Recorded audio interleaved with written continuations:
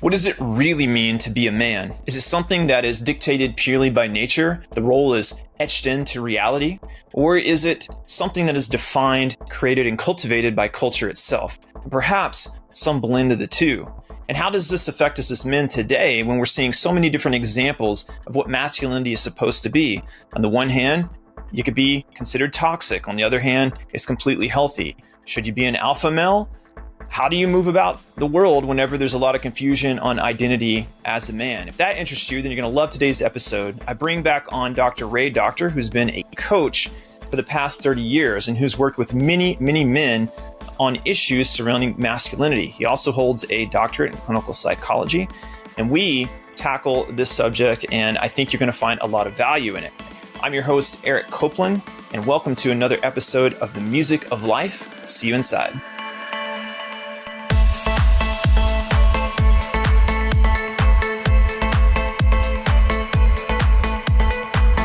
So today we were talking off camera, and you and I talk a lot, and the topic of what does it really mean to be a man, like really, versus societal expectations and programmings. And you had begun to share a story, and I was like, no, hold on. I want you to tell that to the audience because it was very, very compelling. So I'm going to throw the ball to you, and I want you to share that story because if you're a man out there, and honestly anyone, there's a lot of powerful lessons in this. And I was just in a way triggered like hearing it, but in a good way. So go ahead and share that, Dr. Ray. So there's a fellow coach, a man I met who is in one of my men's group, and he is paralyzed from the legs down. And he was celebrating his 48th birthday. And he mentioned on his post that he'd become paralyzed when he turned 24. Prior to then, he was snowboarding and, say, living like a regular life, like most capable human beings, having all their parts working. But after him becoming paralyzed, he had to deal with a lot of challenges. And I'm just getting to know him. But I also know that he's done a lot of deep inner work. And I asked him some questions out of curiosity to be sensitive, but also just to see where he was at and see what would come out of it, because I'm very interested in getting to know him, but also to see how it aligned with my beliefs also, being a man and what I had written in my book. And such as I said, do you get triggered when you see people dancing or walking on the beach, to them mentioning their hardship in life when they're not able to, say, get someplace or do something when you, the person I was talking to, literally cannot walk right now? And he said, no, I have dissolved a lot of those beliefs of what it means to be worthy, to be a man. And it even led to the conversation around where he said, I'm impotent. And, of course, he said, trust me, if I can penetrate my woman, if I could be the way I was once before, absolutely, I would want to. But I really don't have a choice, and nor is it healthy for me to keep thinking that way because I can't. So he's had to surrender all those thoughts and those beliefs that used to define him of what it means to be a man. And here he's having to literally deal with what most people would see as literal limitations. And yet he has risen above this. So he's not depressed. So he does have a companion. He's coaching, he's contributing. He's an amazing human being I'm getting to know. So I was just blown away by hearing this. And again, once again, I was humbled by thinking about how I complain about certain things, or I feel insecure about things once in a while. And so I was very moved by what he shared, and commend him for doing his work of redefining what it means to be his own uniqueness, his own authentic expression, and how he's going to deliver that with his full presence, with not being able to walk ever again. That's crazy powerful. I mean, I'm sitting here, I think any person, and I think in particular dudes, something I noticed, like, men know what it's like to be a man, women know what it's like to be a woman. And sometimes, women don't understand how important your ability to perform feels to you as a man, how like sacred and like how much you identify with your capacity to just be capable. And we really project that onto the external world and, as looking like certain things, physicality, being a warrior, being a high income earner. In other words, the capacity to build a kingdom and protect it. And we feel like if we're not capable of doing that, or if that isn't displayed as well as the next guy, then that's easily perceived by the ego as such a severe limitation that means you're not going to have women or the beauty that you really are doing it all for. And so it kind of can create a competitive, in the toxic levels, cutthroat type, environment. And it's all because men are just wanting to be enough, and worthy of, honestly, the feminine, of beauty in their lives. And they feel like if I have power, beauty will come.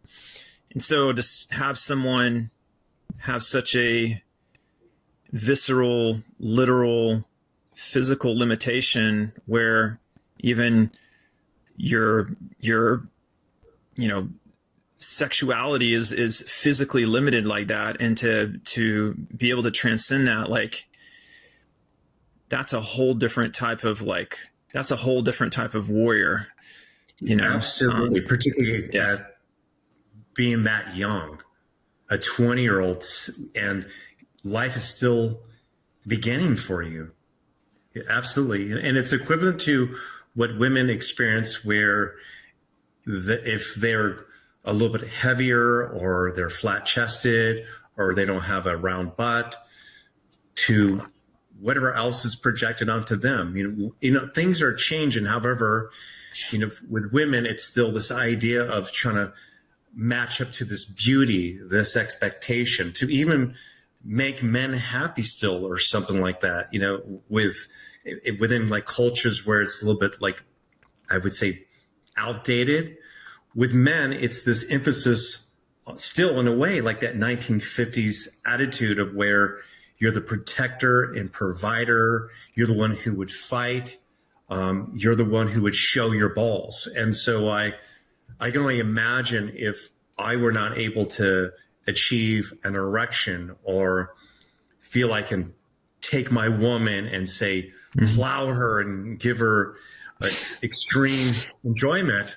If I wasn't secure about myself, I can imagine my mind, particularly if I were not able to walk, if she'd be wondering what it'd be like with someone else, or like imagine her out with her girlfriends and she's dancing with her friends and having a good time. And here I am, knowing that I can't really dance. I can move around a little bit, but it's not the same thing, how that could lead to a lot of insecurities. And when I communicate this way, I have no idea how he feels and thinks. So I'm not channeling this gentleman. In fact, if he were part of this conversation, he might give us even more insight of like how he sees it in a healthier way. Of course, you and I are only seeing it from this black or white perspective because we're not in it. We haven't had to deal with that. However, if you had gut issues, I had gut issues, and he had gut issues, and we were all talking about, I remember when I had IBS, and I remember trying to date, and God, I would always have gas, and I was afraid I was going to fart or have diarrhea or go out bloated. Then we would all kind of, in a way, be able to commiserate and go, I know it's a lie, to like have to take a shit and be on a date and like not know when you're going to go or not. And yes, we can do that. In most conversations, we can relate to other people. because it's happened to us. But what has happened to this particular amazing man, we can't relate. We can't relate. Yeah. Which is where the respect comes from, in my opinion. It's like, because, I mean, here's what's coming to my mind is like, I'm seeing maybe what I've felt are limitations or where I've been, we all have that part of us that it's almost like in order to know that you're enough, to experience being enough, there has to be the capacity to feel like you're not, right? Mm-hmm. And so we all confront that, but it's humbling whenever you see something that maybe challenged you or you felt was kind of, you had to overcome or kind of tap into that yang energy, that warrior energy to push through that fear or limitation. And yet compared to what, this gentleman has gone through, it was like cake, like the relativity of it is like pretty profound. And, yes. And yet at the same time, it's like, there's a part of it that there's a grace and a deep, like, sense of encouragement in it. And I think that's why he's in a great position to be a coach, because, he's been through an intense hero's journey and still is. I'm sure that, like, I'm sure he's probably the first guy to tell you to drop your, excuses and be your true self, Absolutely. I mean, he did say this. He said, there's one thing I do miss. And he said, because for me, it was my ultimate expression of freedom. He said, snowboarding. He says, there's nothing like the wind going through your hair and challenging yourself. And to me, that brought up great sorrow for myself. And even some moments where I'm like, God, I can't believe I saw, say, this challenge with for example, I have fractured and broken my right leg 3 different times. So I limp sometimes when I push myself. But that's nothing in comparison to this other person we're talking about. It makes me kind of go, wow. And makes me want to rethink about being patient with my body and its healing. Because at least I can walk to the gym. I can still jog. And even if, say, I have a limp once in a while, I imagine he would say, I'd rather have a limp than not being able to walk at all. You know what I mean? Again, yeah. I'm not speaking for him, but and for me, this conversation, Eric, really leads to, like, even something bigger. And this might feel like a digression, but think about all the children out there and teenagers and young adults who are having identity issues, and they have, like, working parts. They have working genitals. Mm-hmm. Like, God created them to be perfect as they are. And yet they're saying, I reject this. I reject my femininity or my masculinity, or I'm not as attractive as this social media influencer. I didn't receive as many likes as so-and-so. They must be better than me. I do not like how I was born, and I want to change this. Or the problem of what's happening is that I was born wrong. I was born wrong. Yeah, let me share something with you. It's going to be a perfect segue into this. As you know, I've been playing a lot with artificial intelligence, and so it's always interesting to do little thought experiments with it. And I asked ChatGPT. I said, "What are some of the top challenges that men are facing today in relationships and life?" Right? And I was just curious what it'd say. And the first one, you want to guess what it is? It says, men today face challenges such as navigating changing gender roles, balancing work and personal life, addressing mental health stigma, and adapting to evolving societal expectations. Communication and emotional expression can also be areas or some men encounter difficulties in relationships. And I think you could extend this to human beings, in general, but we're kind of dialing in on men a little bit with this. So that verse 1, I think this is what you're alluding to, is this concept of the concept of gender roles. And there's thoughts out there that say, well, that's only gender roles are only a product of nurture. There's no nature does not play a role in that. It's ultimately a societal or a result of being nurtured into believing that's, the role. And there is an element of truth in that. And then there's others that are saying, no, this is absolutely dictated by nature, and to question it is immoral or wrong. You've been a coach for 30 years now. You have a deep understanding of human psychology, the gritty, shadowy stuff that, doesn't get talked about on the news, that doesn't get discussed often, even in relationships. You're digging it out of them, and finding out that side of humanity. What's your take on all that, with that?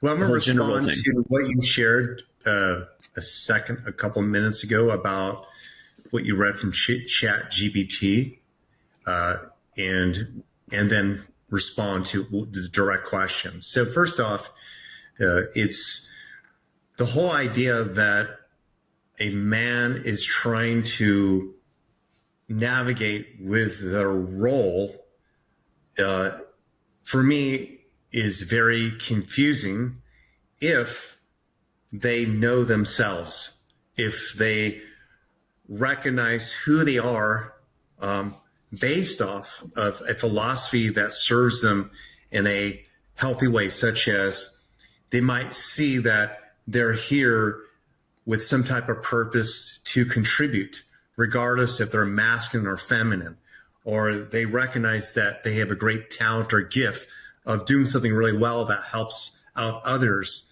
or they recognize that they're really excited about art and creating beauty and putting it out there on earth. In regards of how they physically look, how they're perceived, that if they stay true to that, it doesn't matter what happens outside of them or what is said about them. So it's interesting for me to hear this story and what's happening, as if men are trying to find what, say, line to stand in.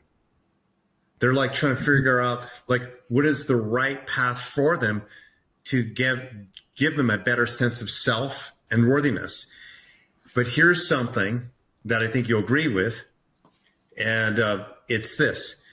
If every human being was experiencing some type of reciprocity, some equity in relationships, such as, let's just say it's a boy who's 12, 16, or 22, okay? I mean, of course, we can call him a young adult as he gets older. Same 12, 16, 22. More than likely, he's going to want to have some companionship in touch with another human being, whether it's a male or female. He's going to want some type of social currency that creates some type of value, such as he's complimented sometimes to, he even can work at a restaurant as just a waiter. But he gets compliments from the staff to people smile as he serves the food. Therefore, he feels like he's in his purpose. He likes that. So there's some exchange with people and social interactions where people are saying that I like what you do for me, to where they have some goal or idea, even if it's just a 5-year plan. I'm going to go to college, or I just want to work this job so I can get into my own apartment. And after that, I don't know.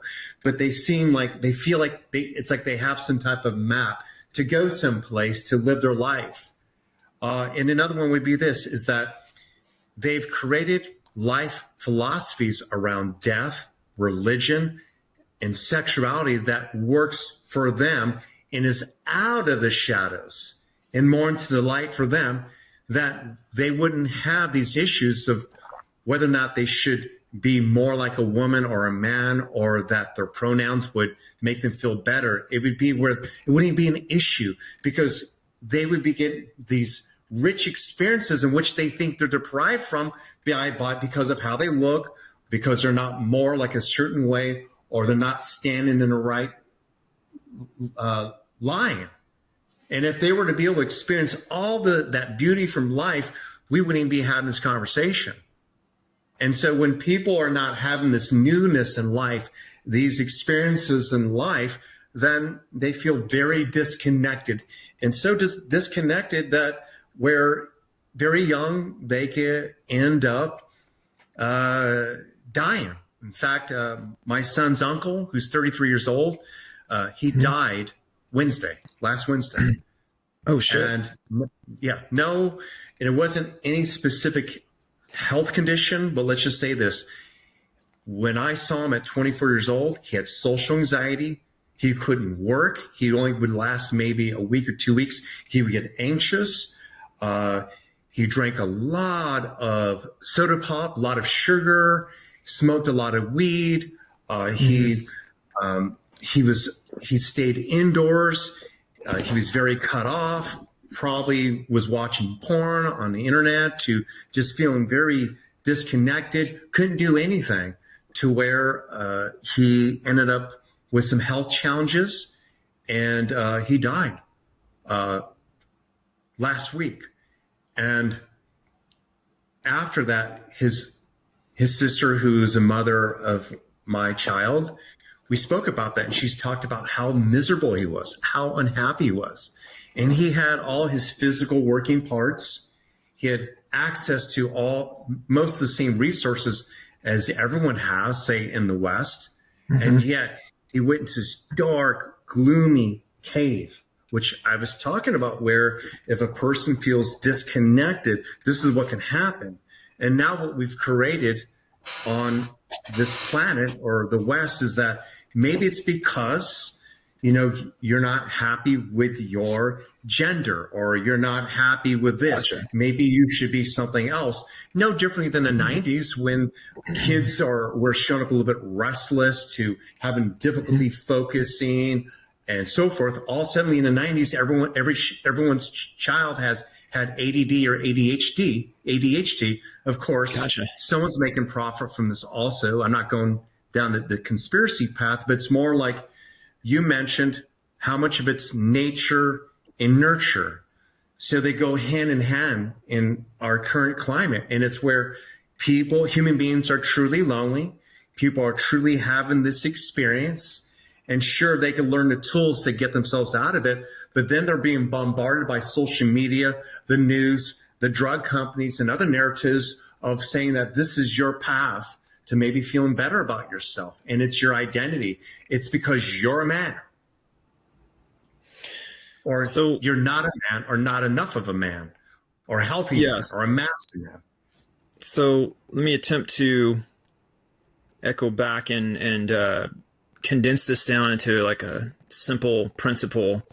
And then you tell me if this is on point. And you said the words in your last sentence there, and it was not enough. So basically, any human being has the experience of fearing not being capable or enough, which is really a sense of your sense of power or capacity or capabilities in life. That could be in any particular area, relationships, social. So when someone's experiencing anxiety, it's a fear of the future, which is really feeling that they're not up for the future. They're not big enough, or they're not enough for the challenge. Something in them needs to be different.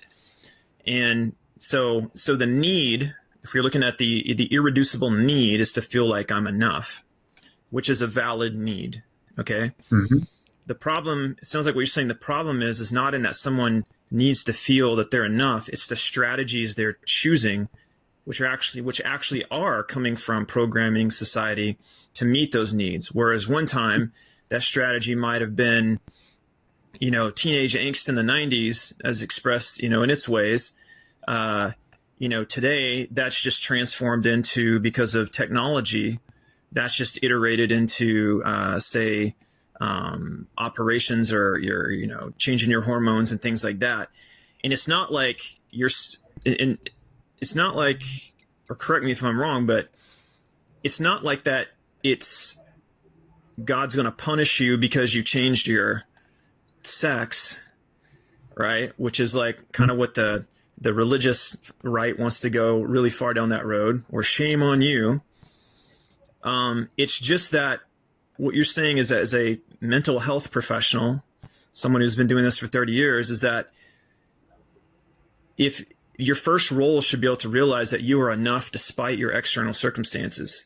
Yes. And yes. until you achieve that, you need to be cautious of making decisions of trying to feel like you're enough, because that's a deception. That is a hole that you'll never be able to fill up, because you haven't resolved the ultimate issue. So, I've learned even through meditation. Thanks. Example. I did steroids because I didn't feel big enough, or that I had enough muscles at one point in my life, in my early 20s. Even though I looked better probably than many males my age, I was looking at other guys who were jacked up. And some of these guys were talking to hot girls at the gym. So probably there's maybe some unconscious connection to the idea of where if I were that big, then maybe I'll be able to talk to these girls. But the truth was this: they were just confident guys. That's all. Whether they were skinny or muscular or maybe a little bit overweight, there's a good chance they maybe had good game, and the girls felt comfortable to chat with them. That's it. Yeah. You know this because it's like there's many stories about guys who are less attractive, no judgment, but let's just say, let's just say the guy looks like Woody Allen. Woody Allen. Yeah. I think all of us collectively can say, Woody Allen, great writer, great actor, but kind of looks like the engineer, the dork or whatever. I love the guy. But anyway, guys like that having game. And when I say game, not doing the pickup art stuff, I'm talking about where they're charming, they're funny, they seem to really care about the woman, and the woman feels safe in that space. So I didn't know this, but in order for a woman to feel safe in that space, as you know, don't want to digress again, it's that we as human beings had to feel safe with ourselves. I love what's here. I'm enough. And when we feel enough, others will gravitate towards us and feel comfortable also to be themselves with us. Yeah. So, I see patterns in so many things, because once you start seeing patterns in life, you realize they're just in everything. And one pattern I've noticed, and this is to just put put the hammer of validation in what you just said. For me, when I was going through my years of learning, because I did go through learning game, wasn't so much the pickup-y stuff, but I was learning more on an inner growth kind of a thing. And when I really finally hit a stride with that, it was hilarious, because after going through 10 years, 15 years of practicing, studying, all that, I had started with the advice being of women just saying, well, just be yourself. And then feeling, well, that's not enough, because that doesn't work. Right.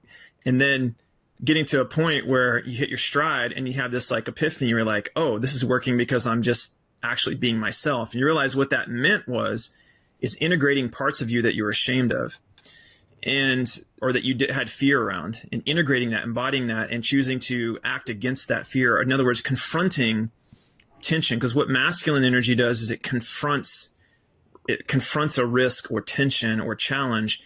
And that is just as much an internal process as it is an external. In fact, I would argue that the internal is more important, or must come first, because that's what creates the external reflection anyway. So in real world terms, I see a beautiful woman that I want to talk to.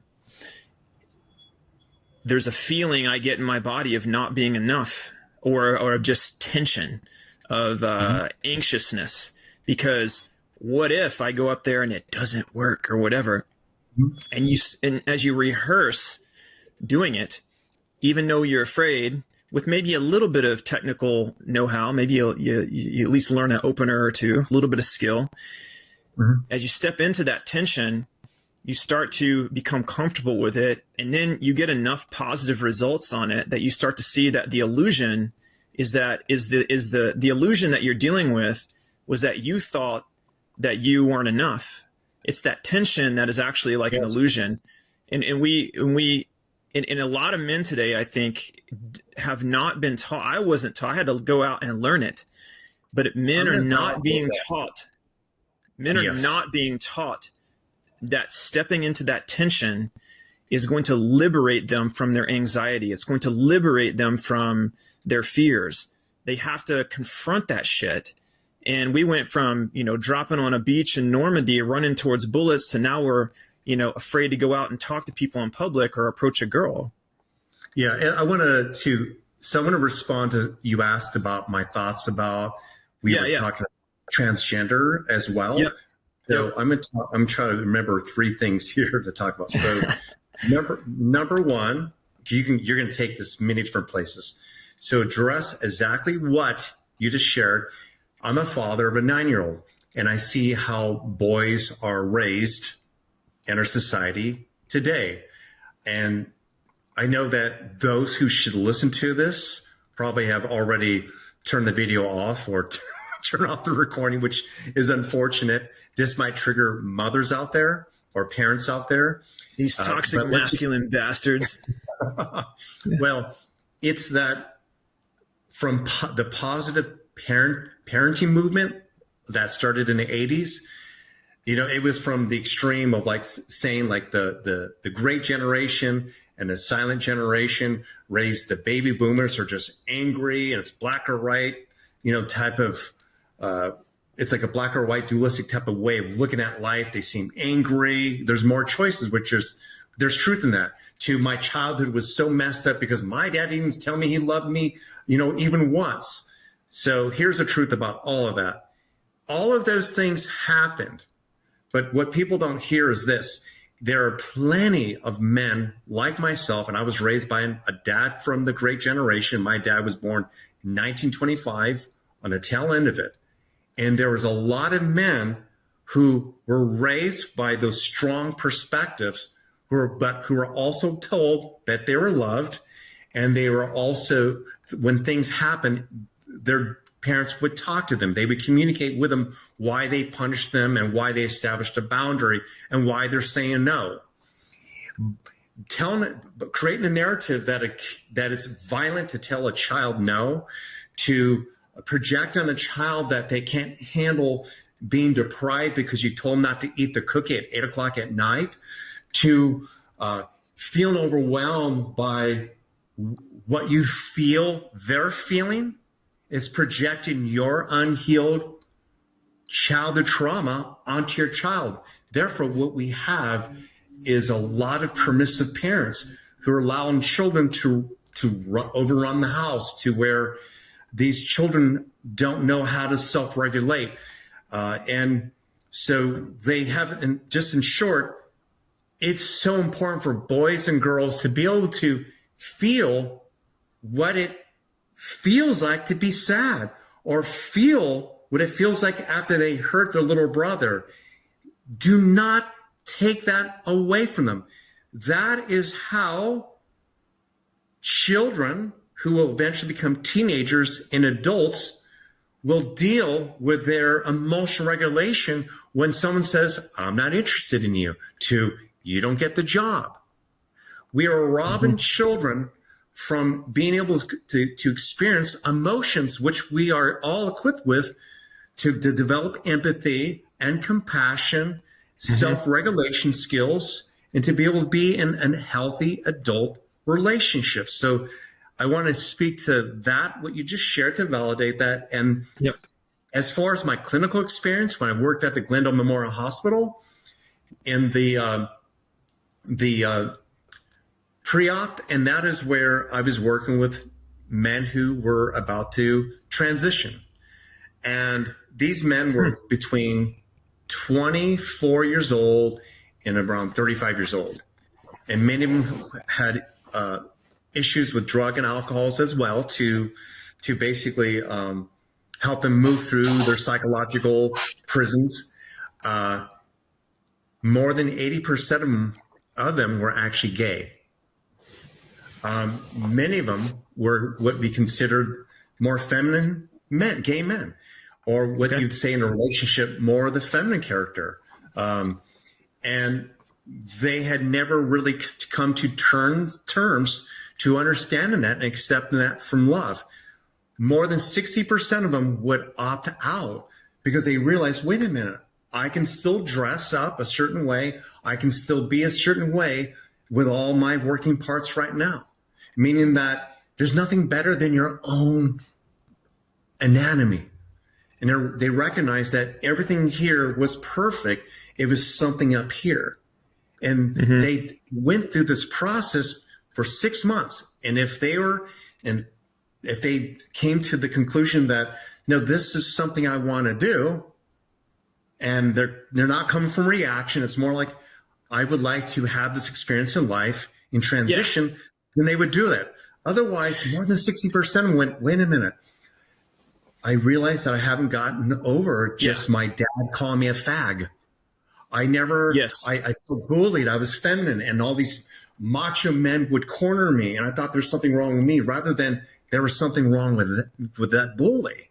I mean, so I did a lot of work with these men, and again, like I said, more than 50% of them opted out to go all the way through.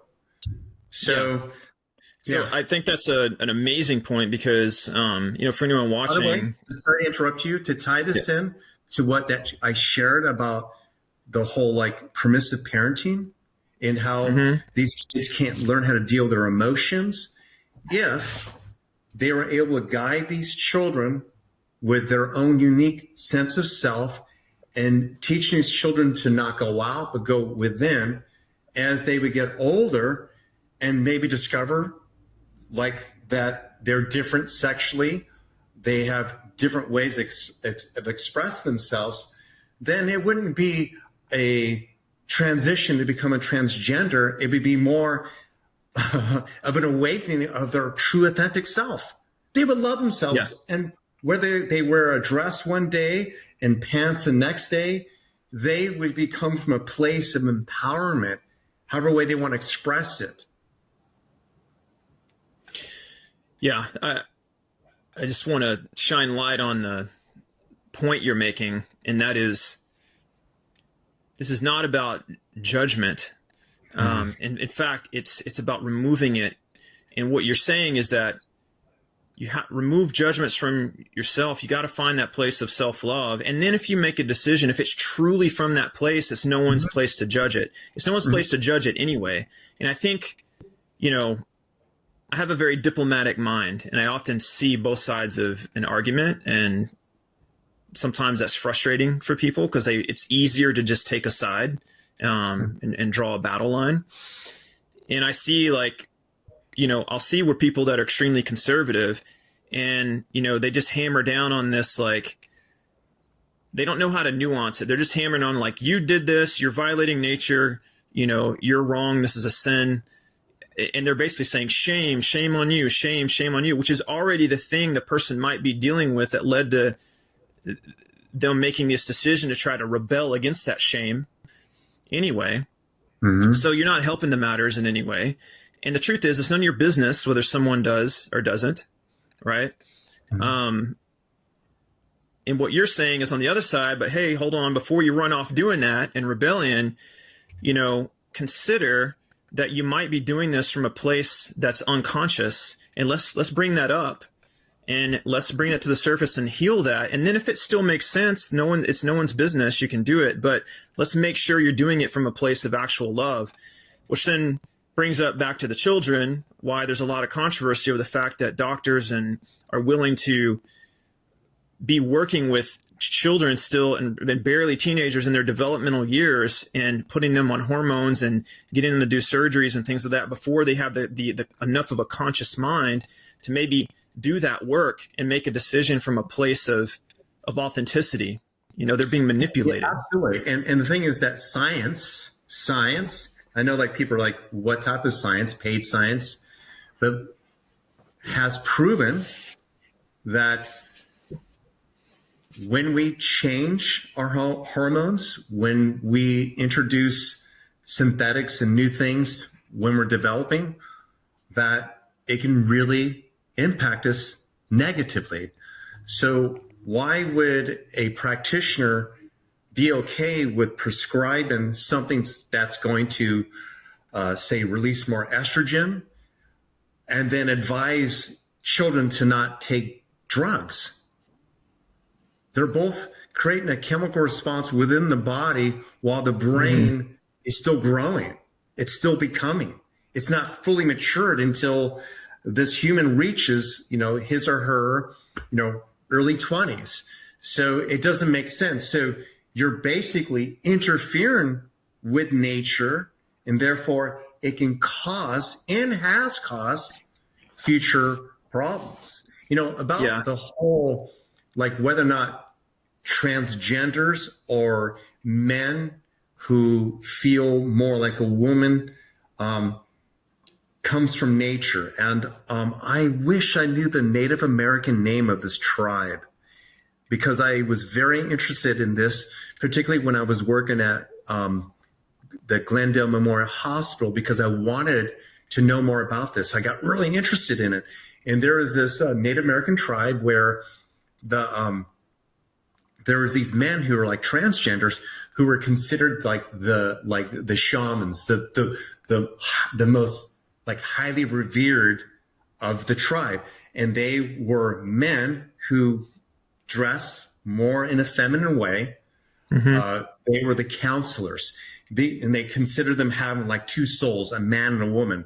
And they were the ones who were revered as like was having such great power because they were neutral. They could see things from a broader perspective. They were more balanced in their masculinity and femininity, which makes you kind of go, wait a minute, maybe we're supposed to be more androgynous. Maybe that's the go-to, and remaining as a man or woman, but being more androgynous, being more in flow with our expression rather than rigid and macho and calculated in the masculine, or to the extreme shadow feminine, always in emotions, always processing and feeling like a victim and feeling like life is conspiring against you, which I see that's the narrative of a lot of these men who are like trying to change this to feel better in their hearts. So what's interesting about this too is that the Spanish killed off most of them.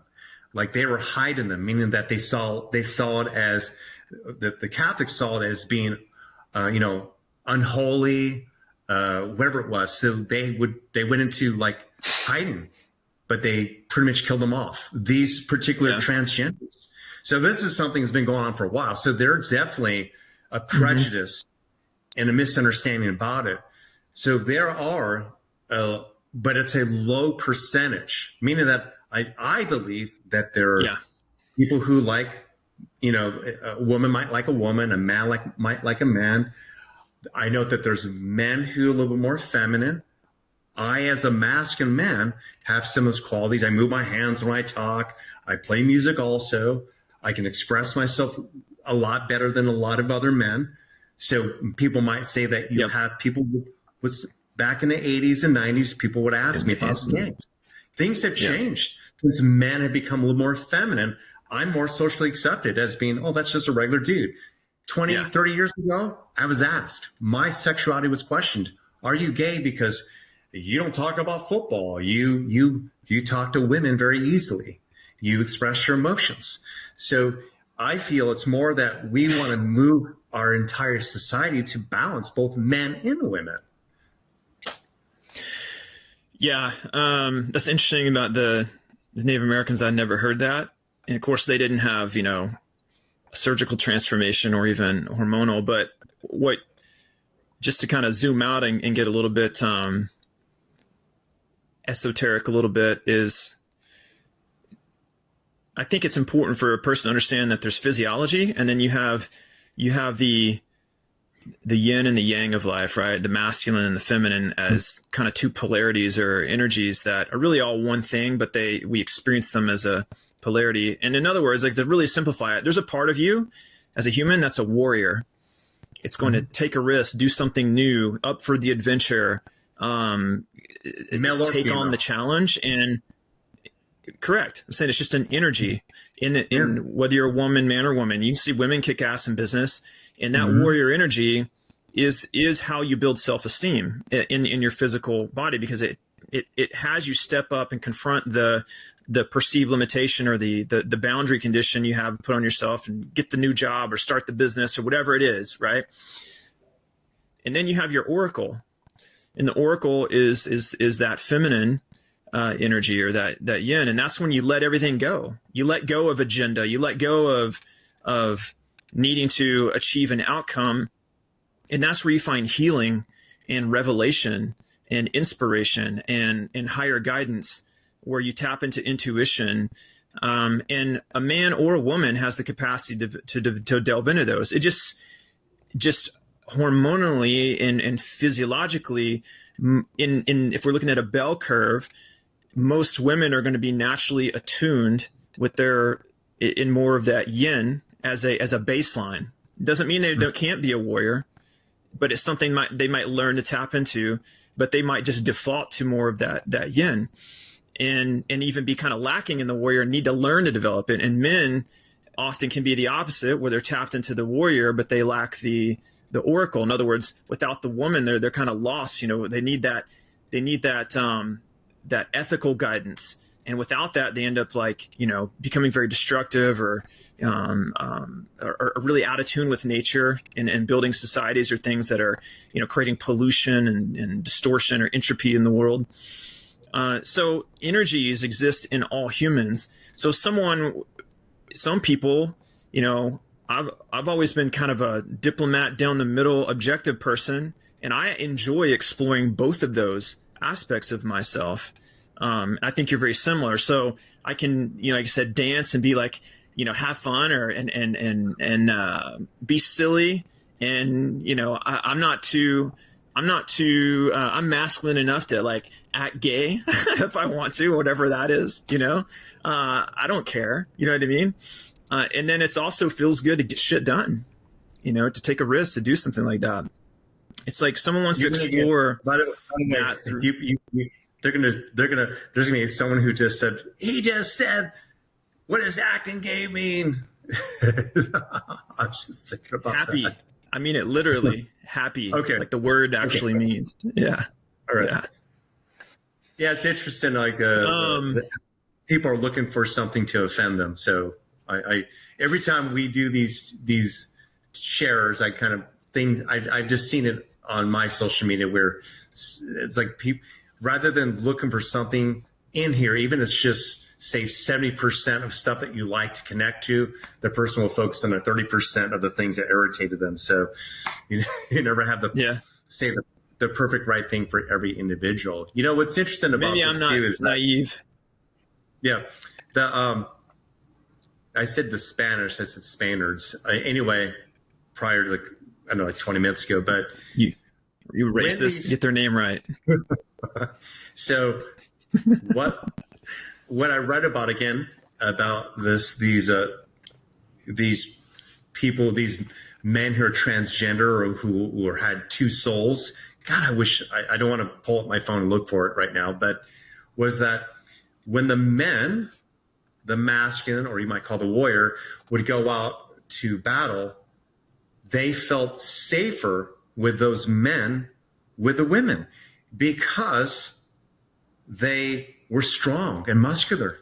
They're actually physically stronger than the women. And everyone openly would admit to that, because of the bone density or whatever else. So they were revered in a very positive way by both the men and women. It was the Navajo, Ray. ChatGPT says it was the Navajo. But but anyway. Anyway, the name of that tribe, but there's a specific, but you're probably right. But what was it? What do they call them? what do they call them? That's what the name I was trying to ask. There's a specific name for this transgender man, but anyway. Oh, the Nadleehi, or two spirits. It's Nadleehi, Nadleehi. Okay. So it's interesting about, just in case someone wanted to know.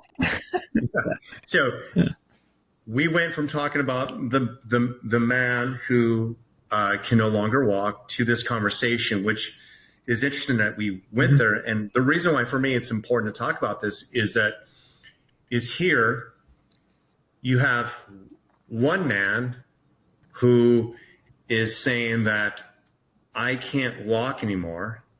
And yet what society has projected onto me, I've had to dissolve. I've had to step into what could be perceived as limitations to become who I want to be anyway. So I feel attractive about myself, and therefore maybe others are attracted to me as well. So I could pay my bills still and live my life. And then you have other males who are basically saying that what I have right now isn't working, isn't enough. And how do I change this by lining up to this other thing that should maybe get me to a place of confidence or feeling better or get into a relationship? And so for me, the reason why this is just so important to recognize is that what if we dropped those narratives of what it means to be a man? What if we dropped those narratives of what the ideal man is? What if we dropped the idea of what's the best or the healthiest masculine man, and we step back and ask the question, what does it mean to be you? What does it mean to be truly you? What does it mean to be truly present to what you feel? And how would you start to think about yourself differently if you recognize I am having this negative thought and this might not be truth? I am feeling bad about what I'm seeing or what I'm hearing, but that's me taking it through my filters and interpreting it in a negative way as if it's conspiring against me or there's something wrong with me. It's so important for us to recognize that while there's a lot of people doing men and women's work, and it's still in that direction of patriarchy or trying to escape where we were. It's a lot of blame. It's still polarized. And when, maybe 50 years from now, people will arrive to this place of what does it mean to be androgynous, man or woman, and be in my flow? What would it mean? What does it mean to be the ultimate empowered human being? Access to feelings, access to action, access to boundaries, access to flow. I love it. So I always like to get down to practical application. And so here's what's coming up for me, and I want to share with anyone watching. You mentioned, Ray, about you have to learn to accept who you are. And we hear that phrase a lot, and it can come off quite cliche. And I've had times where I try to pursue that as a purely intellectual pursuit, only to just never really maybe arrive at a moment and feeling like, oh, this is what I want to do. But you're still chased by this sense of like, you're still self-sabotaging. You're not following through on things. And the way to pattern interrupt that is if you're the person who's very intellectual and you're very intelligent, or you just like to think your way through problems, there's a time and a place for that. But what you have to understand about thinking is that thinking only is as good as the box you're thinking from. And so the reason it's important to let go, and what I mean by letting go is like you have to create space for this. I do it with breath work and meditation in the mornings. And my intention is to get into my body and completely let go of my agendas and just connect with who I am. And what I mean with who I am is if you want a simple way to do that is learn a heart coherence technique, which is where you breathe, close your eyes, get into your heart, literally bring your awareness into your heart and just breathe in and out of your heart and just try to find the center of that area and just bring your awareness to that. And you're going to notice in the attempt to do that, that your mind is going to want to think about things. It's going to want your body's going to feel tense, feeling like now, I need to get up and do something. But dominating that, like softening and letting those things go, and realize that there's value in just letting it go and spending some time without any agenda in the heart. And what you will find with some practice on that, just like going to the gym, is that your heart will begin to open, and you will feel it will have profound effects in your life to resolve many internal conflicts that you have with yourself. And that's what the feminine is good at. That's you getting into that oracle part of you. The heart is an amazing organ. It has 40,000 brain-like cells that connect to the brain in a way that bypasses your logical thinking, and it synchronizes in your right and left hemispheres in such a way that you can see things from a higher perspective or from a balanced perspective, and it'll make decision-making become something that you can feel. In other words, you can acquire a sense of peace within yourself with where you're at and who you are by letting go of all the things that you think are in your way. And from that place of peace, you'll get clarity, you'll feel more creative, and you'll begin to produce things that are in alignment with that peace. In other words, you can act like who you really are, which, funny enough, is what you really are is, it's going to sound hippie as hell, you really are just love. Like you are just beingness. That's really at the core essence of who you are. That's what the feeling of self-acceptance is being able to be in the present moment, in your heart, exactly where you are, and realize that you will find that you will reveal something about yourself by letting go of all your thoughts and stuff. And if you need help with that process, because a lot of people struggle with this because we're not trained how to do this in our society. We're constantly addicted to dopamine spikes. We don't have the attention span. Your body wants to move around and not do it. But this is something that's been done for thousands of years by mystics or spiritual masters, or just form of personal growth.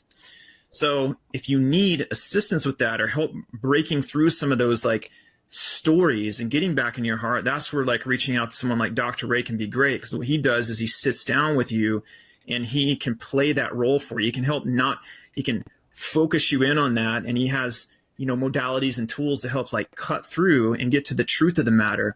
And what you experience on the other side is a liberation of energy, or a liberation of resistance, and you will go from a contracted state into willingness. You'll be willing to try something new. You'll be more connected to the courage and have some enthusiasm, excitement towards that, when you can finally just let go of your thinking and your bullshit and all your resistance.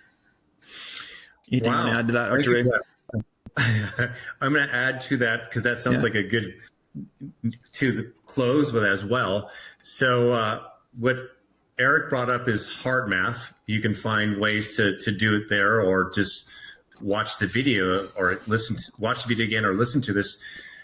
So when he talked about going to the heart, a great, I think, analogy to look at is just looking at what organ develops first. It's the heart, and then the brain. So the heart is leading, and a way to understand how the heart works, because you hear that all the time. Like you said, it's a cliche. I know my fucking heart, like, what does that to do with this problem's still in my way? Skeptical people, or people who just can't go there, you're just going to keep saying that. Yes, but if you soften yourself, what happens with the heart, imagine the heart being like the main conductor. It's like the conductor of this orchestra that sounds very dramatic. It's playing all these different tones and tempos that feels like chaos. But when you connect to the heart, it starts to calm down the nervous system. And if it's harder for you to even know what that looks like or feels like, you can even imagine your baby smiling and laughing, your dog licking your face, or something, even drinking a nice coffee or tea. Anything that brings you joy is going to activate your heart, and that will loosen up the cells in which are creating like a negative third-dimensional reality of, I got to fix this now. It's urgent. I'm going to die. There's something wrong with me. The heart is a direct access to the nervous system, so you can unwind and move into that space that Eric was talking about, and you can see much more. And it's simple as this. Almost all of us have experiences where someone sends us a text message and we're like, what's wrong with that jerk? Or why is she saying this? And then you don't respond, you take a nap, or you just wait a little bit. Then you look at it and you read it differently. Did she write it differently? Did he write it differently? Is the text really different? No, you're different. Your consciousness changed. You're more relaxed. You're more open, and you're more receptive to perceiving it a different way, no differently than you will if you do what Eric is saying here, is that you'll perceive relationships a different way. You'll perceive people maybe in a more positive way. And more importantly, you'll perceive yourself in a more loving way, so you can love yourself as you are. Yeah, but the thing I want to iterate is it requires a willingness to let go. And it's in a weird way, it's not something you do, it's something you undo. It's the opposite of what you're normally doing. We're doing in life to achieve something, and that's okay. That's the masculine. But stepping to a stage of undoing and just letting go, it's a process of revealing. You don't need to create love. You don't need to, it's like literally sitting there waiting for you, and you have to pierce that and let go of all that story, let go of your resistance, let go of the anger you have for people. And you're going to feel, and it's like, it's okay to feel those things, but just keep bringing your awareness back to center of the heart. And at first it might be letting go. And then you'll notice if you can catch a little feel of that sense of maybe some gratitude or a joy, and if a memory helps you, like Ray's talking about, to evoke that, you can kind of, like if you ever blown on a coal, give it more like heat so it can light a fire. That's what you can do with your heart. And being able to have that is a life skill, by the way. If you can have that as a life skill, you'll give you confidence in life, because you know that you can transcend any situation. And as much as none of us want to get crippled and paralyzed, the truth is it's so fucking powerful that is, and I guarantee you, if we had your friend in here talking, like, that's where he finds that healing. The fact that he can even transcend that level of a limitation, right? In fact, that's why we love to hear people's transformational stories, because we want to believe that transcending a limitation is possible. And stories remind us that it is, right? So with that, I think we can wrap up. If someone wants to reach out to you, Dr. Ray, for like a breakthrough session or something, how might they do that? Well, I imagine there'll be some link below, but my website is www.raydoktor.com. And I find myself more and more, when I'm asked this question, I'm thinking, what will I say or be in the future for this to be a link that will last forever? It's the unknown, but you can always find videos and my name online that will find some direction or link to the current me. Well, you use your name, which I did for my site too, so assume you'll have that one for the duration. Yeah. That's a good URL. Yeah. All right, Dr. A. Well, as usual, man, I appreciate you jumping on today. I think it turned into a very good conversation. If anyone who was somewhat offended at any point managed to stick around this far, I just want to say that I love you, and it's okay to have differences. And, the truth in life is that we have way more in common. Despite whatever surface differences there are, I don't care who you are, there's way more in common than there is different. And it's important to just remember that. So you have the right to be who you are, where you are, and doing what you are in life. It's not my business to say otherwise. And all we're trying to do is just share things that have worked for us, and helping to connect to, greater self-esteem, and just making sure that we make decisions from a place of true self-love, and not that we're not borrowing the ideas and stories of other people. because that can lead us down paths that just make us literally not feel like ourselves because it wasn't really our idea. So appreciate it, Dr. A. You're welcome. Thanks for having me. All right. Later, guys. Hi, it's Dr. Ray here, and thank you for watching this video. I really appreciate your support, and you are the one who drives this channel. So if you like to be notified when new videos come out, please subscribe to my channel and push the bell button so you are notified when new videos come out. I appreciate you supporting this channel.